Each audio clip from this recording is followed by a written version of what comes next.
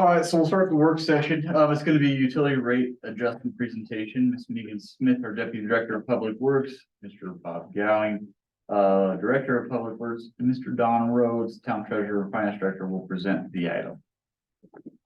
Let me share my screen really quick. I appreciate you all moving around to the work session format. I do think this discussion is probably gonna be a little easier to have in this format.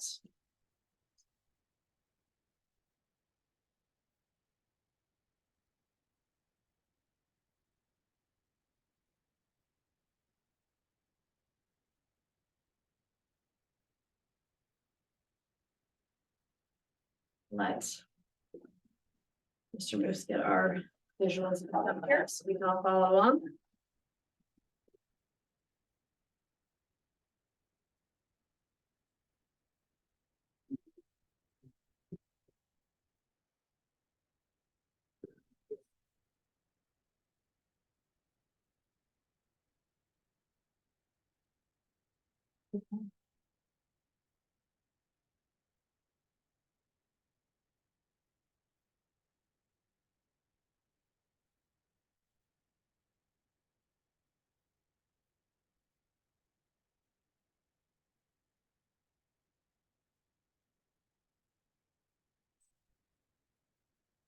Some quick movement there. Mr. Clerk, thank you. So we are going to discuss proposed water and wastewater usage rates and capital investment fees this evening. This will be the first time that the board has seen numbers associated with proposed rate and fee increases. So we will go through just a little bit of background, kind of bring you up to speed of where we've been with our rates, what we're looking at for some proposed water and sewer rates for 2024, stepping through some example bill impacts both to commercial and residential. Also looking at what our water and wastewater fund impacts look like, and then some potential opportunities and next steps, leaving room for some board discussion and direction. So kicking off with some background, just to kind of set the stage with some background on what our highest singular fund expenses are in both the water and the wastewater funds. As a reminder, we have both an SRF loan in both the water and the wastewater fund. In that water fund, that loan was closed in May of 2019 with a total loan amount of $24.8 million. You can see the estimated annual payment there. That does have a little variation based on the repayment schedule, but generally speaking, in the wastewater fund, that loan closed in May of 2022 with a total loan amount of $48.5 million, which of course an associated increase then in that annual payment.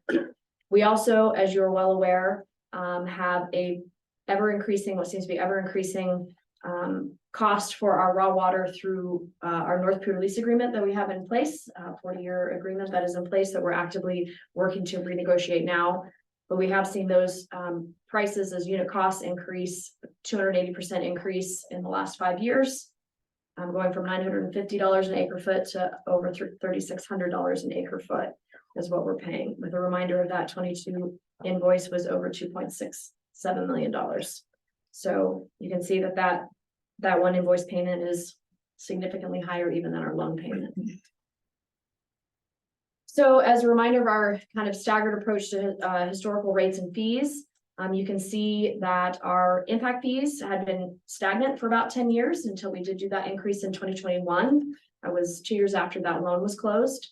Our usage rates down at the bottom table, you can see a little more increases or incremental increases across that. But again, it was static from 2016 to 2020 with a significant two-stepped rate increase that landed to that higher rates there in 2021.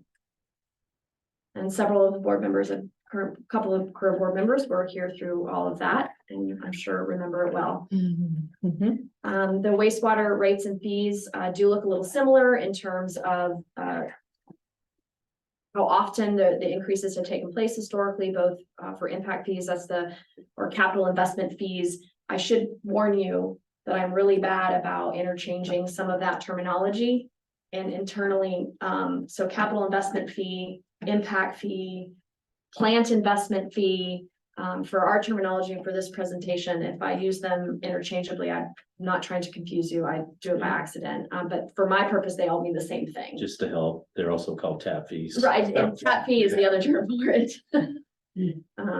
So I do apologize about the nomenclature. So again, just a history so you can see where we've been, where we landed through 2021. In 2020, with board direction, we did seek to embark on a full rate and fee study. In the previous couple of updates to rates and fees, they had been not at the same time, right? So we were updating rates at a separate time from updating impact fees, and those things can go together, probably should go together, so that you're passing along all operational or construction cost increases along at the same time. So in 2022, with board direction, we did embark on doing a full rate study for all water and wastewater, both usage rates and impact fees. But the primary purpose of that study was to ensure financial stability, of course, of the water and wastewater utilities, and to ensure that rates and fees recover costs proportionately across all the customer classes and between ratepayers versus new development. We did engage again at the board direction after a pretty successful kind of wastewater rate roundtable that we'd embarked upon previously. We did engage a resident roundtable for this effort.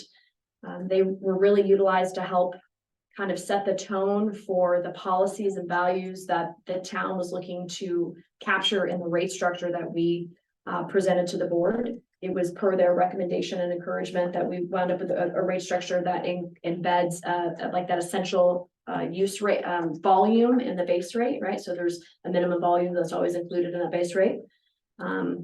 They were an active participant in that and did write a recommendation memo to the board at that time in 2022. Now, some of the more prominent study outcomes that came, and for reference, that full final draft of that report was included as an attachment to the packet material this evening. But it did create an updated water and wastewater rate structure.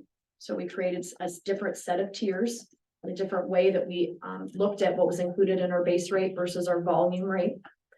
It included updated water and wastewater capital investment fees. So there, I think I already used two different terms in like two different slides on that one. It did also include in that report and in that presentation, a 5-year financial plan for both utilities, which did highlight some deficit spending for 3 years through 23, 4, and 5 in both funds. It also had a recommended 5% annual rate increase for 5 years and a recommended 4% annual impact fee increase for the same 5-year period. And the next two slides are kind of showing you what those outcomes were then. So these are our existing current rates today.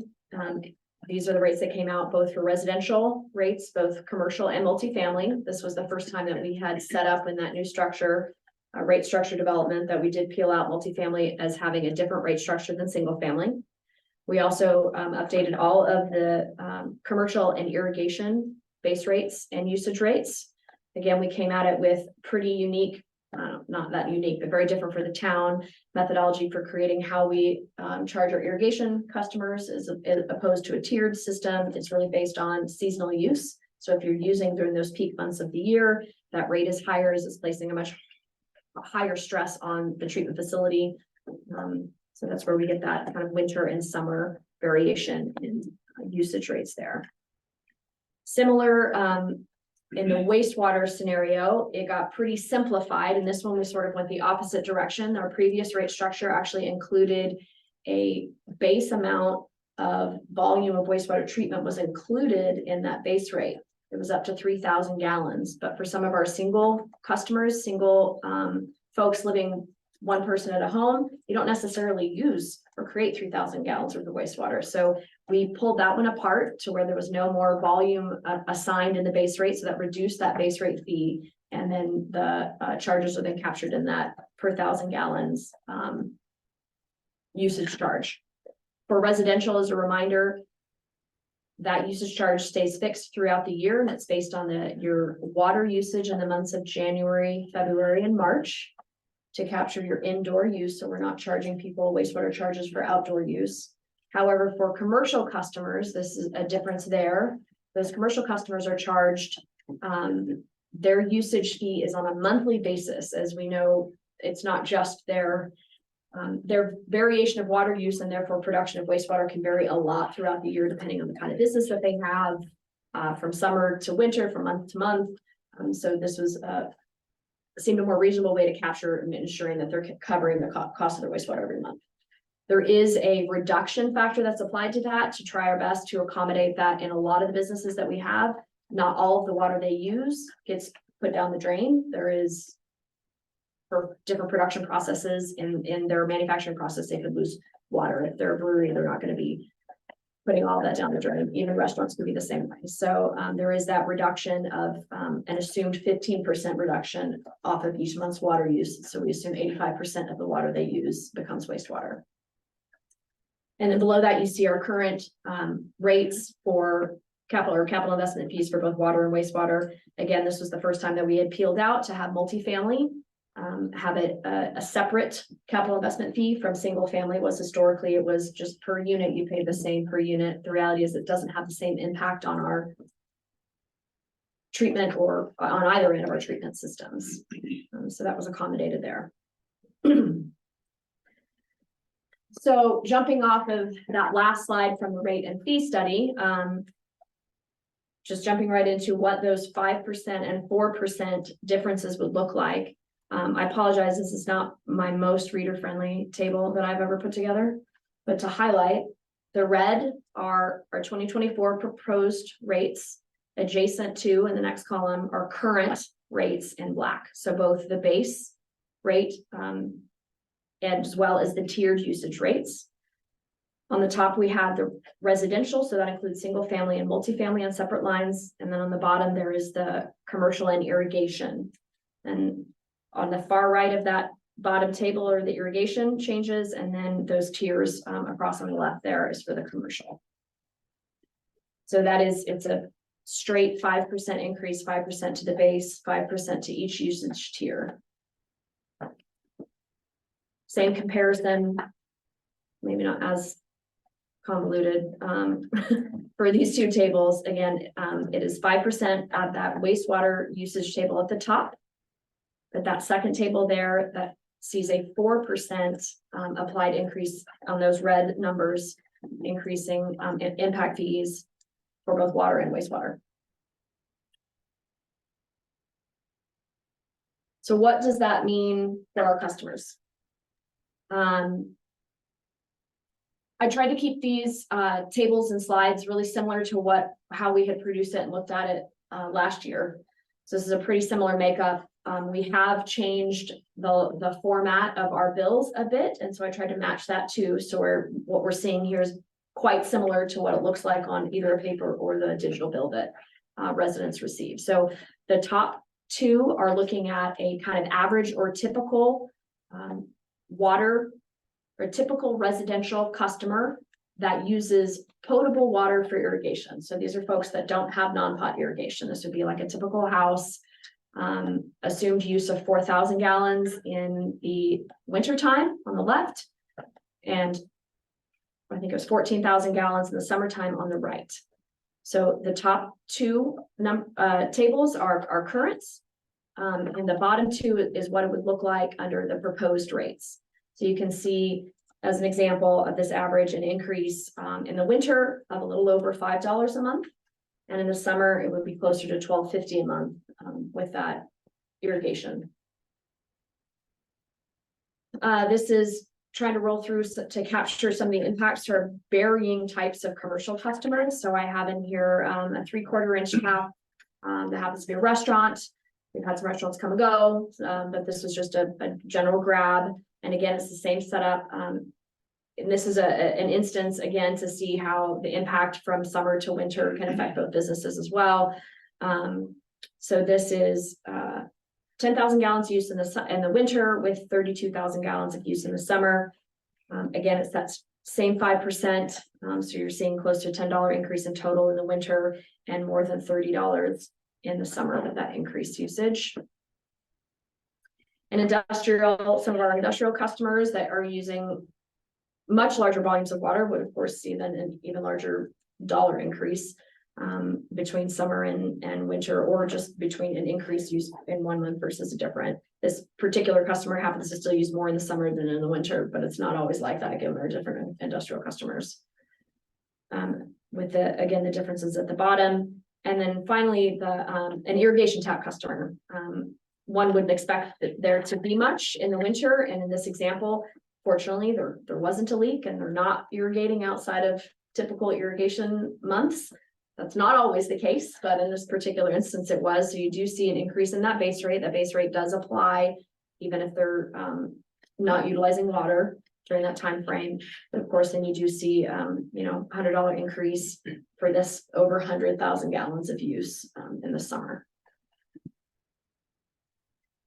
And just to summarize and put it on a single slide, right? So instead of having to look through, this is essentially just a summary of what those volume uses, the increase that you would see in varying months or for different types of use.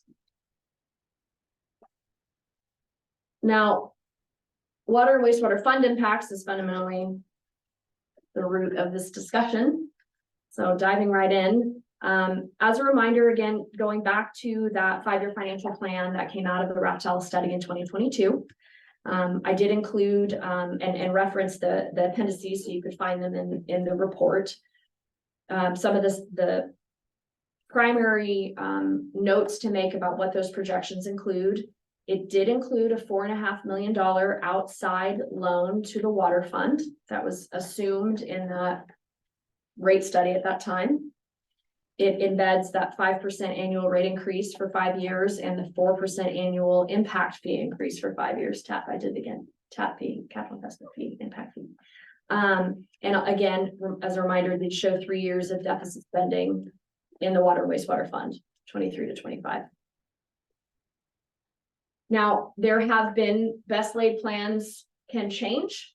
Best predictions also change. There have been some significant fund impacts to both the water and the wastewater fund since the data was provided to Raftellus and that study was executed.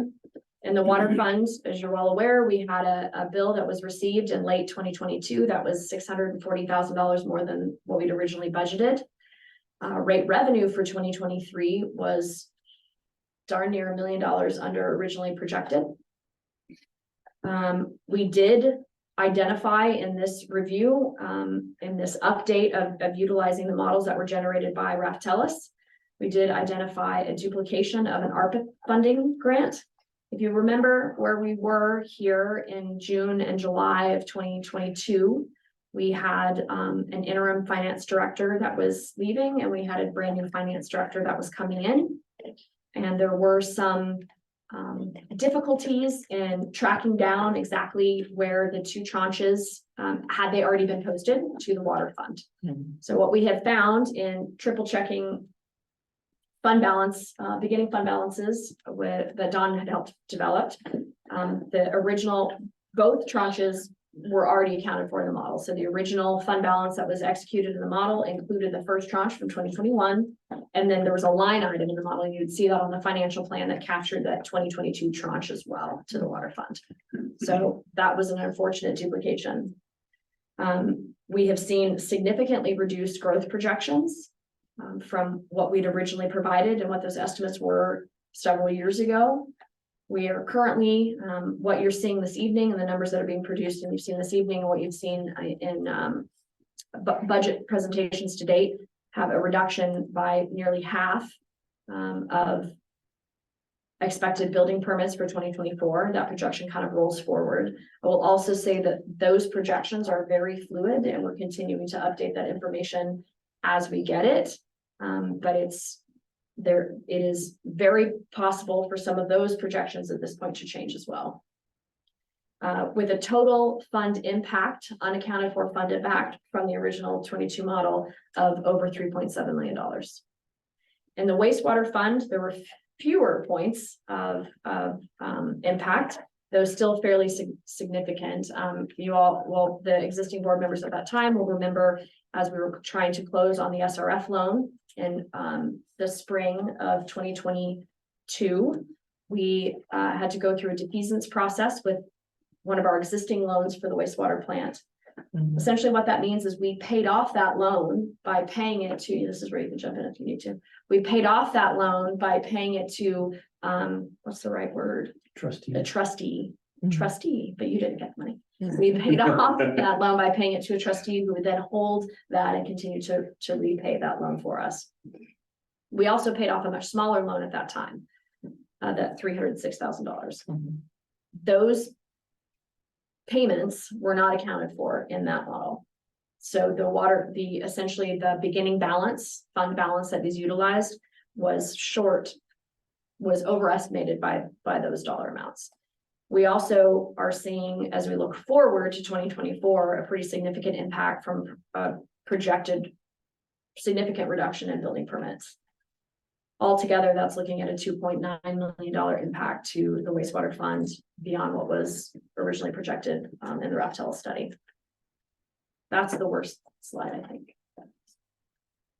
I did include some updated financial plans in your packet that did embed all of those changes that we just looked at. So all of those changed impacts, defeasance payment, reduced revenue from 23, reduced anticipated tap fees from 24, all of that. Also, okay, let me back up. So we've provided updated financial plans. The majority of that is based on all of the budget material that you have seen to date through the October 10th budget, right? So the projected 2024 and beyond budgets. We anticipate some minor changes that could take place between now and then. So please be aware that's not the final budget. You haven't adopted that yet. So we did update that, the water fund and the wastewater fund, both to capture what you saw in those previous two slides. We are also looking at including a $6 million instead of the original $4.5 million that was proposed by Raftellus. We're looking at a $6 million intra-fund loan. However, we are capturing in the modeling a repayment schedule, a defined repayment schedule. We'll get into a little bit of more detail to that, but as Don spoke of, as Mr. Rhodes, spoke of at the October 10th meeting, we're trying to separate out, though all of the water money lives in a single bucket, we are working to look at that in 3 separate buckets. And so we would be looking at this intra-fund loan. It's not really a real thing. You don't have to loan within a fund, but for our tracking purposes, it would be so that we can identify a repayment schedule and ensure that the money goes back into that bucket. Right. The resulting outcome is looking at a combined fund, so both operations and capital together, of deficit spending for the years of 24 through 27, with a combined fund balance reaching a low of negative 2.9 million. Now the fund balance does begin turning around in 2028 and then becomes positive in 2031. And those tables were, I think, the last 2 tables that were attached to your packet. The wastewater fund is also not lovely, looking at a combined fund deficit spending in the years of 24 and 25, with a combined fund balance reaching a low of negative 2.2 million, turning around in 2026, meaning we're now making more money than is going out, and becoming positive in 2029. So we have thought through some potential opportunities, and we have developed some talking points that we can talk with you about further in this conversation. The idea of some general fund, either loans or transfers into the water and wastewater funds. You could look at it in a couple of different ways. Scenario 1 would be, maxing out the ability that the general fund has in providing up to 10% of revenue as almost a fund match, if you will, to the water or sewer fund. That still keeps us within our enterprise fund status. If we max those out for general fund transfers for 23 and 24, that would be an impact to the general fund of about $2 million. If we looked at maxing those transfers out potentially for 23, 4, and 5, that would be an impact to the general fund of a little over $3 million. Now we do have ongoing and active conversations with North Poudre and active renegotiation efforts. I have another meeting tomorrow. I had one last week. There is a lot of movement there, but until there's a signed, until we're drafting language with lawyers It's not something that I can realistically or in good faith put in a budget. But I'm highly committed. Bob's not gonna let me hang myself though over here. But we're working very, very, very And hard we're at waiting on making that. a lot of movement. Thank you. There could be higher than anticipated growth.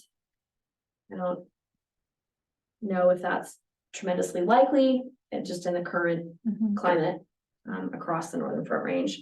I will say, and I didn't want to put it on the slide, but I will use my words. You do have it in your packet on the monthly update, utility report update. We report to you all the status of the contingency funds associated with both the water and the wastewater project. We work every day very hard to ensure that we retain as much of that contingency as we can. But again, there's still a year left.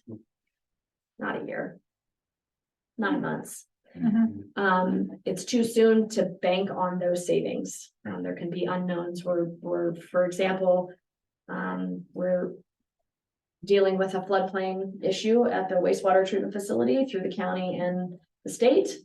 And there could be costs associated with the need to put generators on risers and things like that if depending on which way it goes. So there's still some unknowns that we're just not in a position where we can rely on that. But there's still some pretty big numbers in there to date. So there is hopefully that. So kind of some key takeaways and leading us into discussion. Really the fundamental options that we have in front of us right now are staying with stay the course with the Raftellus proposed annual rate and fee increases of 5%, 4%. There is the option for a general fund loan or transfer. Conversely, there is the option for a significant rate increase that I don't have information for you in the packet right now because I don't know that that's the direction we're looking to go. But it is an option before the board that the board should talk through. And really the direction we're looking from this evening is if the board does recommend moving forward with the proposed 5% and 4% rate of the increases. And does the board recommend additional general fund transfers or loans to the water and wastewater funds? And I have a question slide, but really I'm going to land on that slide for now. Mr. Gator? I always have to go first. First, I do want to start. I appreciate all the work that you guys have done as staff that's putting this together. The situation's really ugly, but this is probably the most clarity we've had on it in the 4 years that I've been looking at this. So I do appreciate that. That being said, and this is more for us as the board, staff has provided us with the information. It comes to us to make the hard decisions. I know one of the trustees of the prior board, Tim Whitehouse, used to talk about we have a fiduciary responsibility to the town.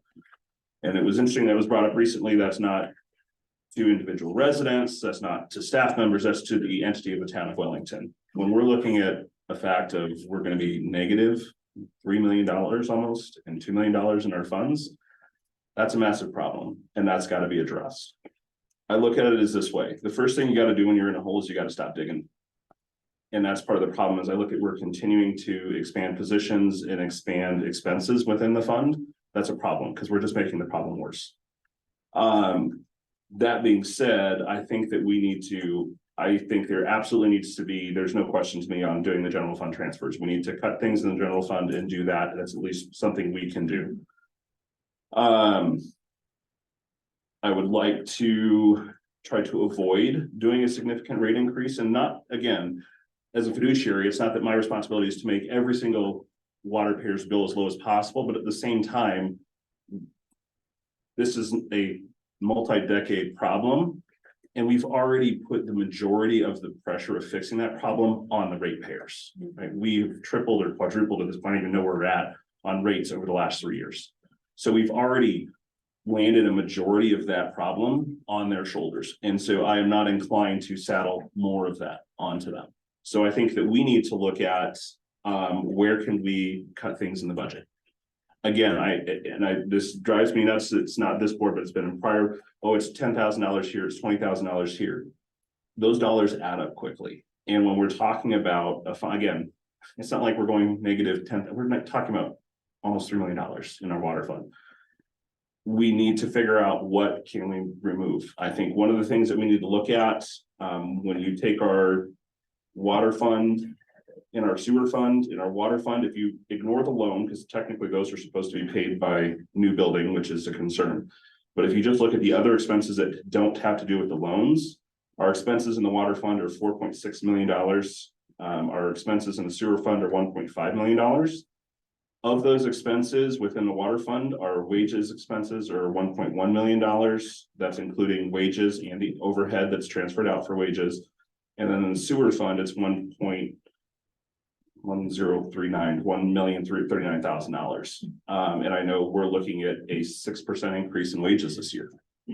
I mean, we're sitting here at a point, we have to raise rates, but we're giving ourselves a raise, not us as trustees, but we're giving ourselves a raise.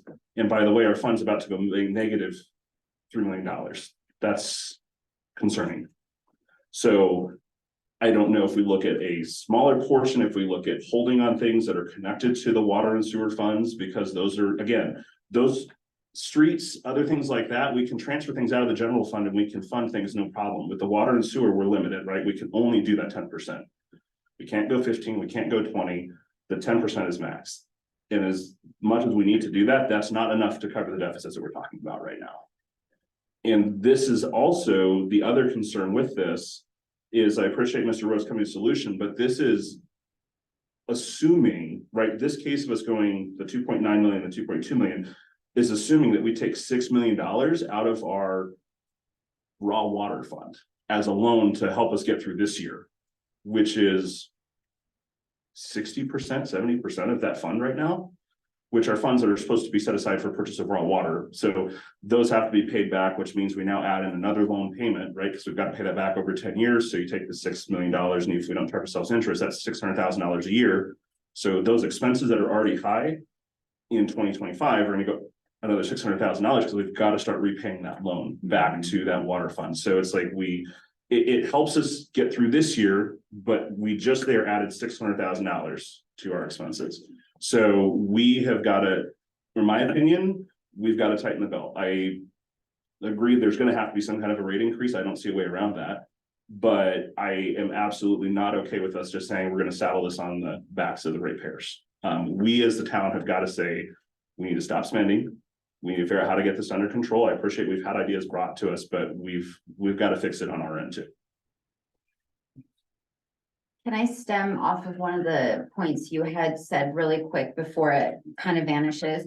One of my concerns is we already aware that we're going to be running negative. We know that there is addition or possibility to offset that negativity, but then we also look at an annexation and subdivision PUD agreement coming to us. And we are aware that that will cause a 6-year deficit for the first 6 years. It was stated in that packet. It'll be a first 6 years of that development. We will run negative as well. So something that we need to look at when we're looking at this stuff is not just the here and now. We're looking at approving something where the first 6 years of a development and annexation is going to run us negative as well. So how much more negative is that? And are we going to have to come up with those costs somewhere? Where? So that's one of my questions is what does that additional negative for that 6 years look like? You're referring to that kind of that financial analysis that they Correct. submitted with the Yep. annexation. In the real world, what that looks like, if growth happens, is more ratepayers to spread out the rate side of the revenue stream and more impact fees coming in. So as Megan pointed out earlier, one of the biggest hits that we're taking is the gap between what we assumed in terms of growth originally and what it looks like today, because some of those projects have been delayed, right? So if we remove the projects out of the revenue stream altogether, the growth related projects, the picture's way worse. Way worse. Way worse, like catastrophically worse, to be honest. So the financial impact is a kind of a big picture fuzzy thing, but right here, the nuts and bolts say that new customers means that there's more people paying the bill, right? And the impact fees coming as well. But that's not what I'm referring to. What I'm referring to is in that packet, it specifically states we will run negative for 6 years just. So if we are already going to be running negative and we are borrowing funds from other funds, how much more negative will that make us in the first 6 years? So there's two ends to this. This is a concern I raised back in 2020 when we were first looking at these plants. When we chose to go the route that we did with the size of plants and the size of projects that we did, we tied ourselves to, we have to have good growth. This town of Wellington cannot afford to have a high number of new homes going in.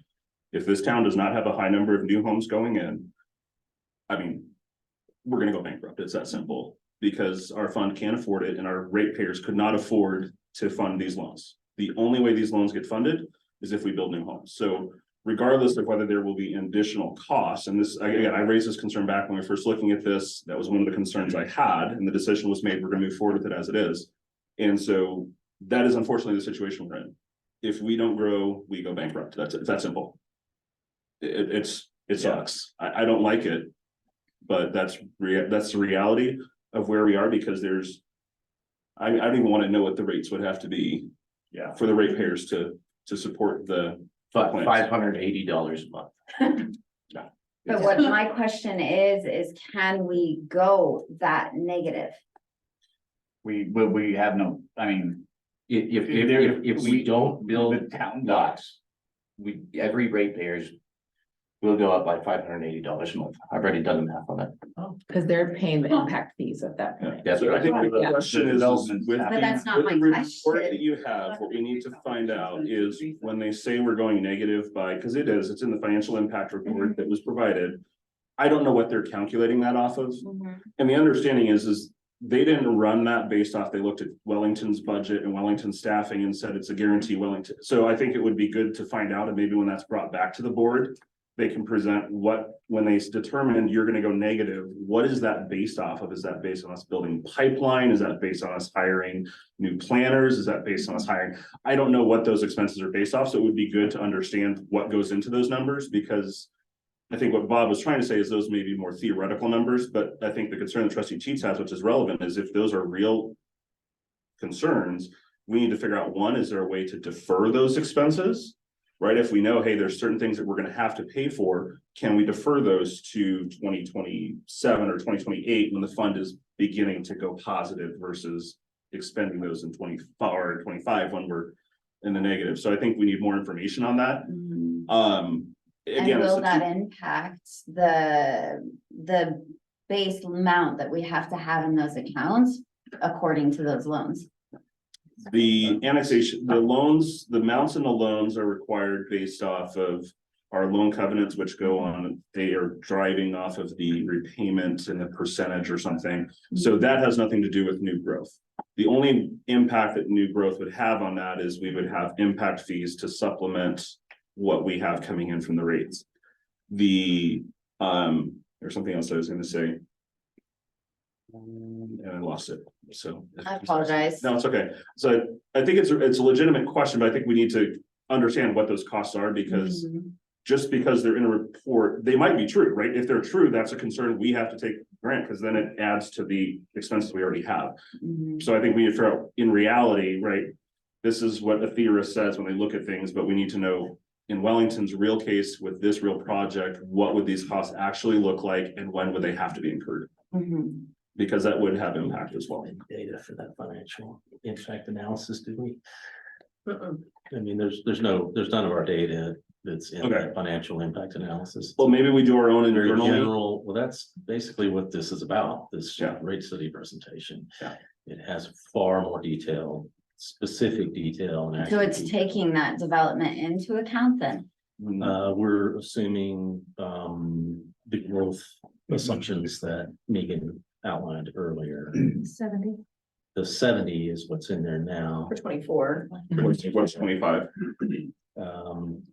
Yeah, for 24, we I think it was assumed 70 building permits, and that's throughout the budget. That's general fund, enterprise funds, everything. That is in one of the previous packets. I'd have to go dig it out, but Oh, okay, so it's not in this one then. it's not in this one, I don't It believe. would have been a ways back, I think last year when we were. Yeah, no, it's more recent. No. We have one in the last 3 Oh, months. are you talking about the growth? Correct, Okay, got it. yes. Your presentation. Yeah, the presentation that Cody and. Yeah, Right. yeah, it's recent. Yeah, In July? Is it Something July? like that. Yeah, it seems like longer than that, but, and that was the whole point of that presentation, was to illustrate the critical nature of growth, as trustee Gator just pointed out. And, we're investing in infrastructure for that growth, and we need the customers to help pay it off. Was the 30, so the cost of the unit shares, the 36, 37, 34. I have played with that number so much in the last few days, my brain is fried on it. Was that accounted for in the 2022 study, the rate study with Reftalis? Yeah, we had at that point, an increase, an assumed increase of like 10% or more a year for that. It's in the So- study that you guys gave us. Let me find the number. Cause I know I saw it when I was looking at this the other day. Yeah, it's included in the O and M. You know, a full O and M, all operations and maintenance costs were included, as well as salaries, wages, benefits, and everything. I think it was more of a general, percentage growth Yes, a number. percentage. Yeah, they assumed an 8% growth in the NPIC lease agreement, which that is what is affected by the shares increasing. So they assumed an 8% increase. And how much was the actual increase From win to win. for the Reftalis study? That's what he's saying, that Reptile study embedded an 8% increase 8%. on top Year of. over year. But what was Year- our actual percentage increase for 2021 to 2022? 2022. So they assumed 2022 is gonna be 2,058,000, so we were at Cause that's what we 2.6. had in the budget for 2022. That was our budget, and again, we under budgeted, and I think that was, and I know there was some impact of. Price on that, but we also, I think, had more usage of water. So that's the hard part, is that number is driven both on the share price and And on the the amount of water we use. It's really that ag loan interest rate. Great. Yeah, it was the That's- interest that's rate Right, going right, up to yeah. 8.5, 8.25% is what made The jump in that. the Okay. biggest jump in that. There was a share. Their average share price went from 170 something thousand dollars in 2021 to We're at 200, I thought we were at 200,000 in 21. no, is it 21? No, in 21, you were I can't keep it straight. 170,974. Okay. But I was just looking at the percentage increase. We assumed 8% on increase, but I was looking for the 2021 to 22 increase on, and you said it was 2 point what percent? So I'm trying to pull up spreadsheets and I No, keep you're hearing fine. numbers thrown at me, so I'm hold on, let me get to you. So you're looking for the percent increase in the total bill from North Cooter from 2021 to 2022? No, I'm looking for their rate increase. We assumed 8%. I'm looking for how much it actually was. So they're, okay, Right, that would be the so that total was bill, the, right? Yes. well, or they, I mean, if she's looking for the unit cost increase, I can get her that, but Oh, I okay. mean, otherwise. Because it's we the went, you total. said, because we went off of a percentage and not the, So the way the models work. We put into the model the best available data that we have at that time. In 2022, the only data we had for spending for 2022 was the budget for 2022. So the budgeted number was put in for 2022. We embedded a larger than that number for 2023 because I knew that things were gonna get bad. which was that 8%. No, Oh, and okay, then from there, it assumed an 8% increase after that. okay. So I artificially increased it from the cost of that bill in 2021. So all we had was the 2021 bill, the budgeted number for 2022. And then and I have to go back to the very original model to look at that. But I can tell you that Page 250 of the packet. At least kind of puts it in a broader context, that first bullet under water fund. So 3.25% was the increase from 2021 to 2022. So from 2021 to 2022, the unit cost that we paid North Cooter increased by 100%. No, I'm looking, 100%. but the interest rate that we were looking at, the cost, we assumed a total cost was 10% is what you calculated? Or I'm talking about the interest rate, the No, jump up. We're talking about the full cost. Okay, having got the it. full increase. And I apologize, because I was looking for the interest rate, because I thought that's what you guys had based that Mm-mm. jump off of. Got it. So that. I think at the end of the day, what I'm kind of looking at is I love the fact that there's alternatives. We have some answers that will assist for a year. So, and what my greatest concern is that when we look at moving forward, we also look at the generalized idea that water usage will go up per person, but statistically, we're seeing total usage decrease. So that is one of those things you still have to take into a cost where, you know, in the generalized idea, the 2018 water efficiency plan, it's specifically listed in there. If you want to decrease water usage, you raise the rates to unaffordable rates. And that encourages that Well, water efficiency. I think this year was an anomaly though, right? Because we had so much rain, right? Absolutely. So I would fully expect that next year, well. Obviously, I'm not Yeah. clairvoyant, but I would certainly expect that. Things will probably look more like 22 next year than they did this year. Well, I still think with the unaffordable rates, you are gonna see a decrease. You're never gonna see. Well, the it's matches specifically laid out in the for- 2018 plan, if you read Which the is thing. kind of the forced, conservation. It is. We So- did. But Go ahead. Quick question on that. Mhm. I just want to acknowledge that if we're encouraging people to conserve water in 1 year, and they do. Happens to be rain, but they do regardless. You don't then go back the next year and charge them more for the water they conserved the year before. So if we're encouraging people to use less water, doubling the rates more than we would have otherwise to make up for that lost Exactly. water we sold that doesn't make sense. Mhm. Okay, I just want to throw that out Right. there. I have a lot of other comments, but I know this is going on, so I'll wait. so my other thing that I would like to see is what other options are there? I know that we've got the ones presented to us, but what other options are there? When you're looking at, we've got a North Cooter irrigation agreement that they statistically are not completely in agreement with altering. When you look at, we have 74 water shares, raw water shares, the value of that is insane right now.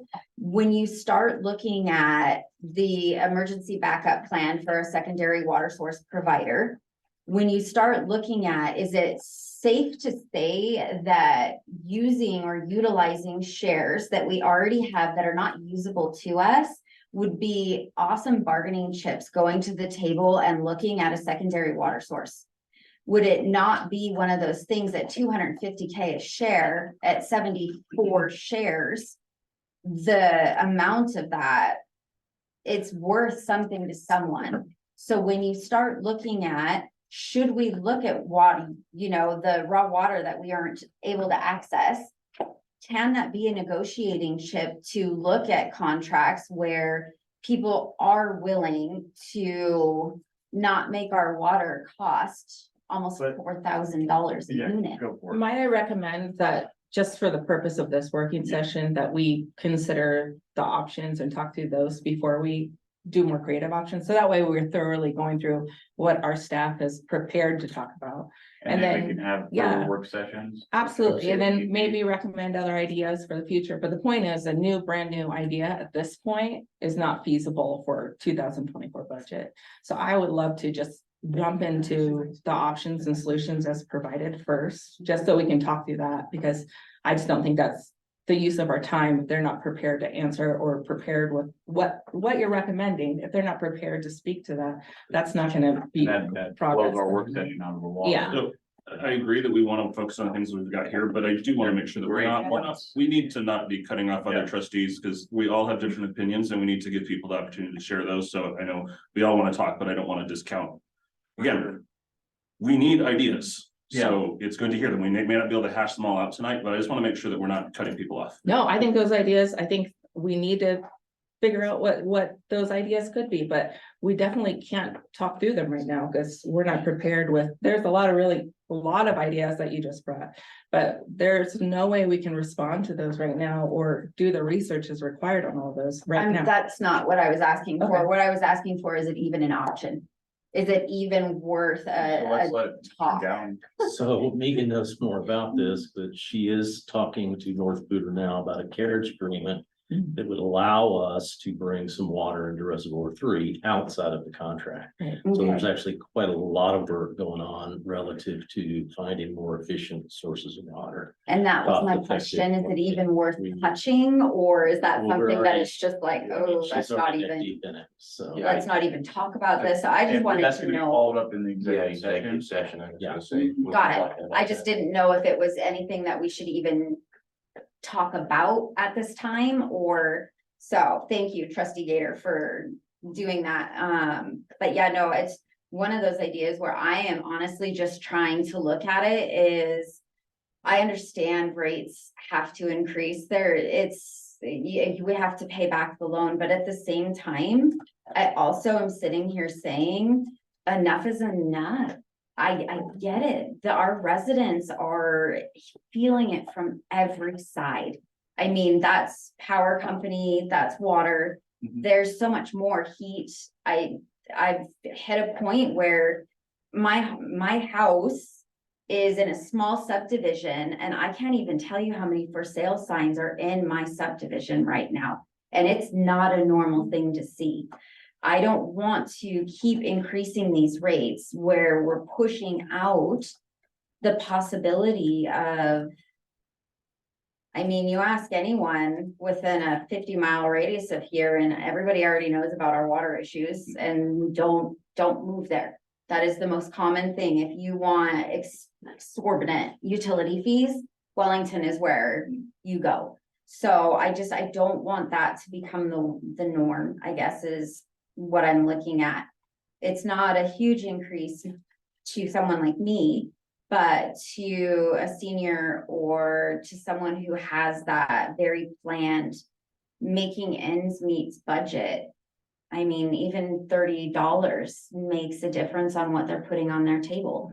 So I want to be able to get way more creative when it comes to looking at additional options. Cause it feels honestly like we've hit our limit on a lot of the additional options with North Pooter in general. I'm hoping that's not, but I don't want to give up a lot just to enter into a little agreement and give up so much. So that's kind of where I'm at with it. I had more questions, but my appetite, so. See, this is why I use paper.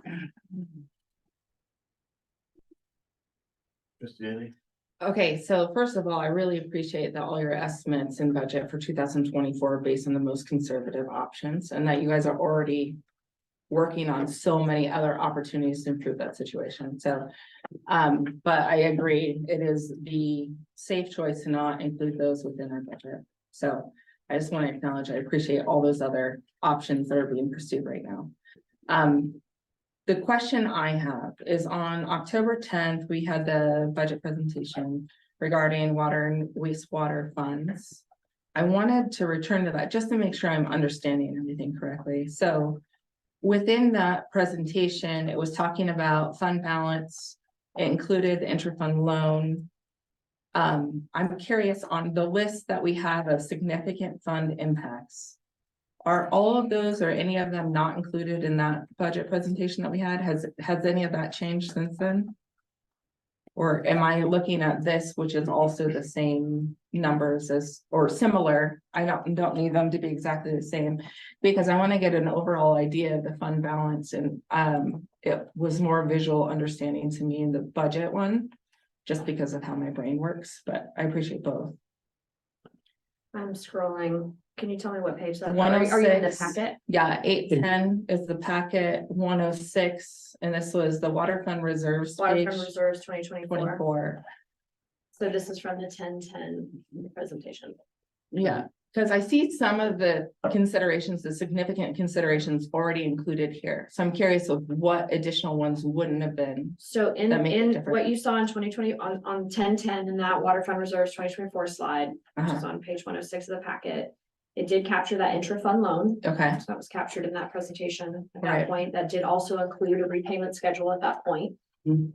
Right, so it's all of this, right, so all, Significant impacts. yeah, so the impact of the North Peter invoice being over, the rate revenue That's what I thought. shortfall. Yes, all of those, So projections the are significant fund impact slide is included in what you saw. on Okay. 1010. great. So what I'm really worried, and that's that was my understanding, but I just wanted to be sure. And the same is for sewer, correct? Yes, Okay. yes, What I'm worried is what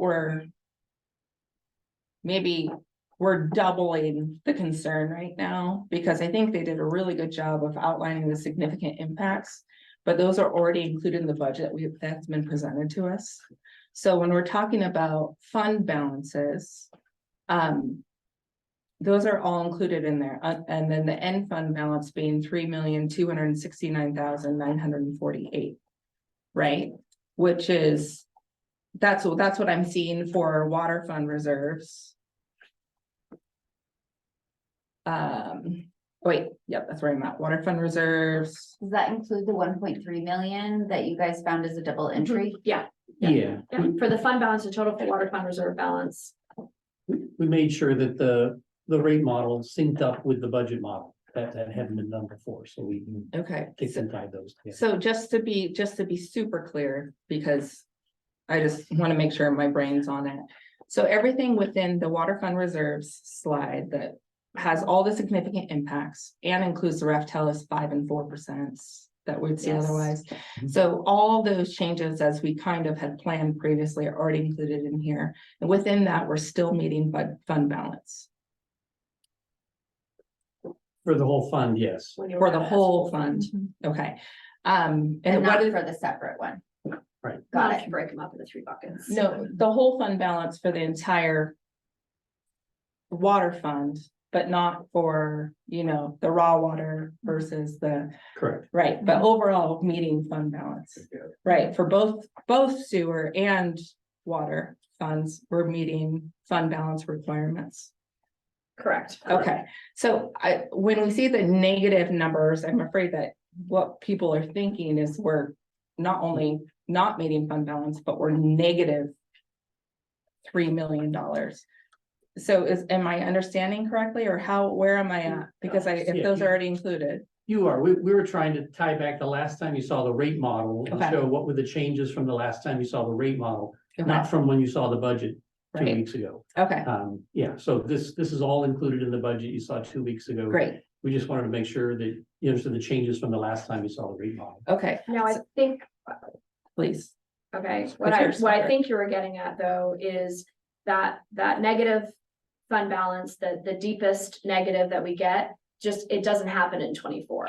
Yeah. right, okay, So, yeah, so I That's- want to clarify on this. That's So the if clarification. we have an identical budget, we hit everything in 24, budget is completely perfect.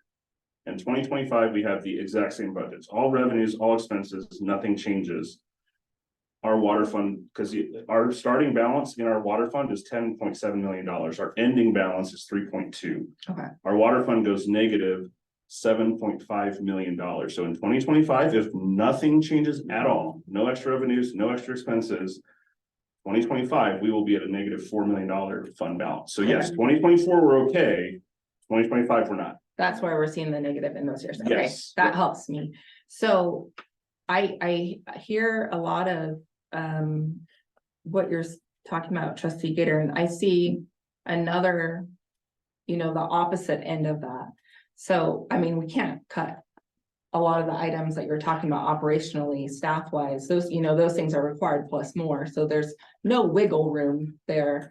But we can talk about more revenue.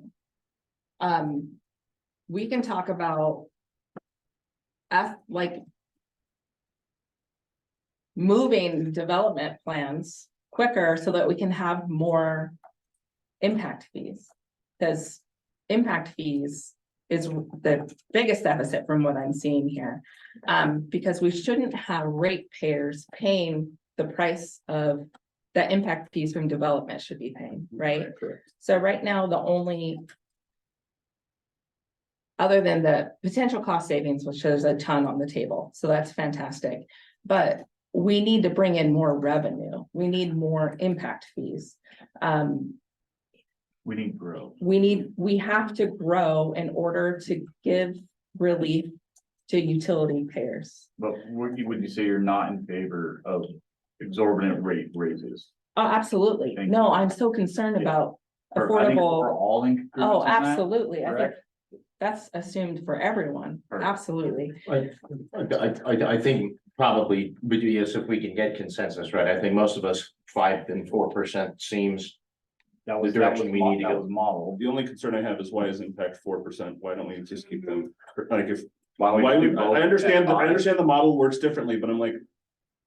If we're talking about growth needs to pay its way, most of our costs are the loans, right? Most of the costs are related to the growth. Why would we be increasing rates by a higher, even if it's 1 percentage point, a higher percent than we would increase the.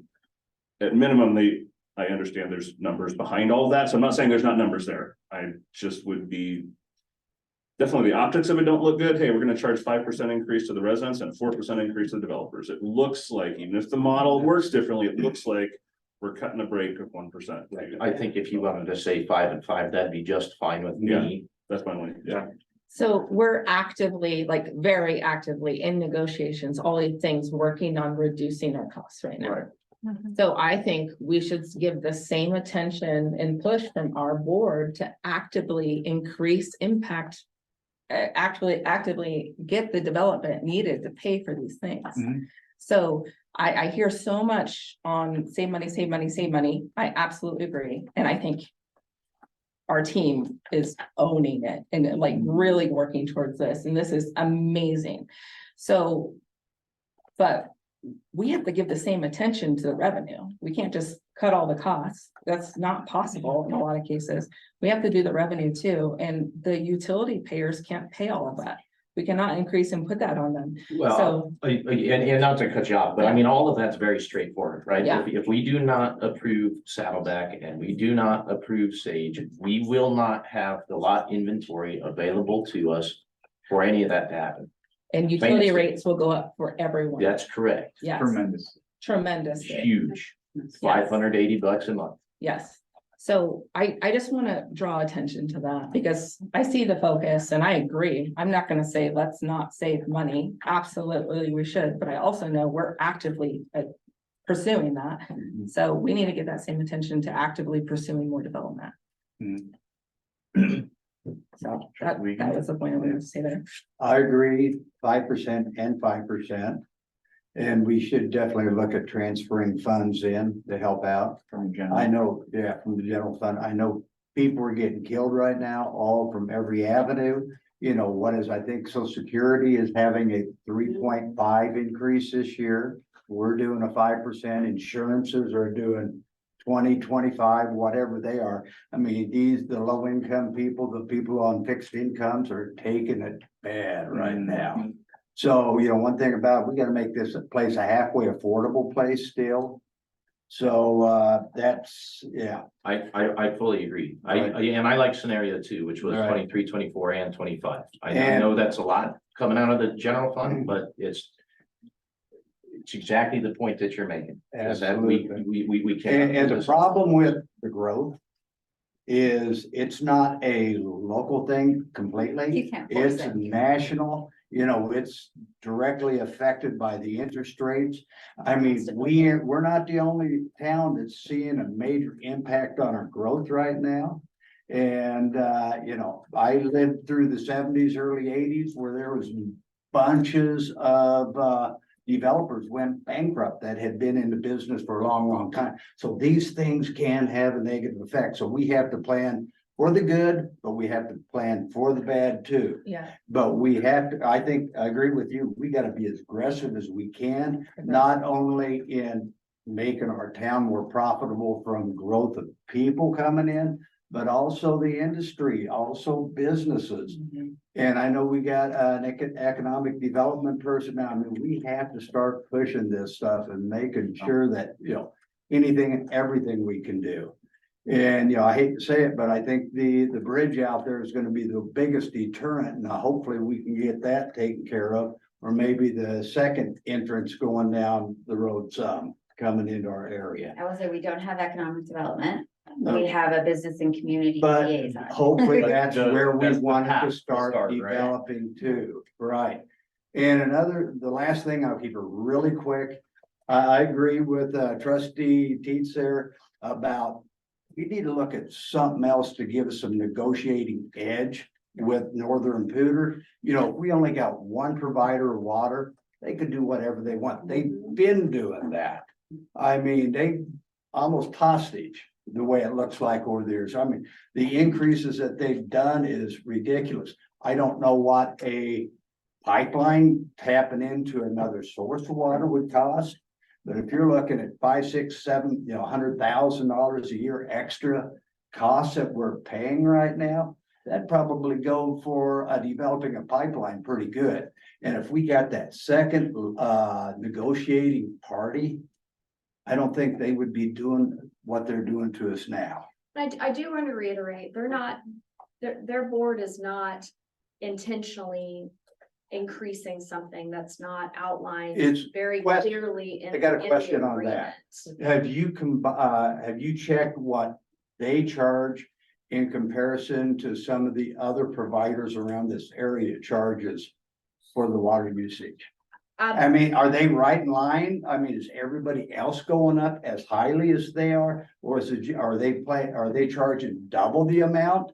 If, you know, we can get into another place where, you know, at least get competitive pricing up there for part of it and competitive pricing on another, it might be worthwhile I think doing. this would be great for the executive. session. Right, okay, that's all I wanted to say. Thank you. I'm also completely a fan of the interfund loans. Well, you know, or what we're saying is an interfund loan. I think in this financial situation, we likely don't have any business right now buying tons of raw water and using for that purchase. And if we have a plan to repay it within that fund, I think that we should borrow money from the fund that has money available versus taking money from utility rates. So that $6 million, of course, I think is essential to this equation that we're talking about, in addition to any kind of general fund transfers that we're talking. So where we're at right now, would we say as a consensus for a board for direction would be pulling out of the general fund? And is that, and as a board, would that be for the 3 years? Absolutely. Okay, and then doing a 5% impact and, Impact, yeah, Right. yeah, and 5%. Yeah. and that's the direction we will start with. I'd like to start there, and again, as much as I don't love, again, even a 5% raise. Part of the way we got here was we stayed at no raises for Yeah. multiple years, and then we had to play catch up. Mm-hmm. Again, I would love to get to a point where we get things in building going, and I think this needs to be a discussion. It's not always about raises. Because as we get development picked up, the conversations need to be about reducing water rates. Absolutely. Because as water rates take That's- back over what they should, so that's the thing we as a board need to commit to too, is not just like, well, great, the rates are here, they always go up. They, No, when we get impact fees back where they should be. We should be looking at bringing rates, not that they're gonna go to the floor, but they should be looking at coming back down. yeah. They should. Amen. So when we have- No, I'm just. I don't wanna put us back in the situation we're trying to get out of. Absolutely. I'm just saying. Also, when we have more customers paying, Mhm. rates generally go down over Right. more customers, so. Yeah. Right. There's multiple ways of approaching that, absolutely, but So nobody that's- wants them to keep going So up. that's our guidance And $6 million and the interfund. intra-fund, yeah. So scenario 2, 5 and 5. And that was really. I think I wrote. Yep. Yeah. Can I just clarify one thing? I do just want to touch base. So, the impact fee increase, I do believe there's room to review that. Mhm. One, assumptions have changed, right? We're now predicting a different rate of growth. Two, inflation, construction related inflation has increased a lot. So I think there's grounding. What I would propose that we do instead of, these. Generally speaking, the rates and fees need to be based on. How am I trying to say? Kind of, we kind of get sued if we're just arbitrarily picking a number out. of the Right. sky, I guess what I'm Right, saying. okay, Yeah. Might be an executive session time. okay, Yeah. Okay. okay. But are we arbitrarily if we're saying it's equal? Well, I think we'll have further discussion in executive session on that. Yeah, Yeah. I think, what I'm So saying just- is I would like to go back, review with Ref Tellus the rate setting process. Yeah. And then bring something back to There you. are a lot of assumptions that are made in Absolutely. terms of that, how that gets broken out. Has to and, be, yeah. ECYA. Those can be, Yeah. revised. Great. Based on that. Just wanted to clarify, this is not tonight's executive session. No. No. In case anyone's confused, it has nothing to do with tonight's executive session. No, another night, another Okay. night. All right, you guys have the direction you need? Yes, we do. Perfect. Thank you. I will now close the work session and reopen the regular meeting, time being 9:46 PM. Mr. Clerk, will you please read title item H1? You may want to note that that's actually 9:40 PM. My machine, for whatever reason, is 6 minutes. 9:39 PM. Per trustee. 9:39. Item H1, executive session for conferences with an attorney for the town pursuant to CRS 24-6-4024B for the purpose of receiving legal advice relative to pending litigation related to the appeal of a site plan approval. The executive session will not be recorded, and an attorney certification will be provided as required by CRS 24-6-4022B5 2B. The discussions in the executive session constitute privileged attorney-client communications. Okay, do I hear a motion to enter executive session? So moved. Mr. Clerk, make it a roll call, please.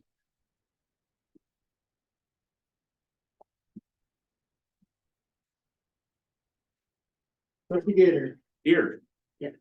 Trustee Daly. Yes. Trustee Mason. Here. Sorry, I set us off on, yes, I'm sorry. so- Yes, it was an aye. yes, it's an aye. Is that an aye from you? Yes, I, yes. Trustee T, Bye. trustee Wiegand. Yo. Mayor Sherrill. Here, I mean. The motion carries. Mayor Sherrill. Present. Is that an aye? Aye. Okay. Every 6 in favor and none against, the motion carries. All There we right.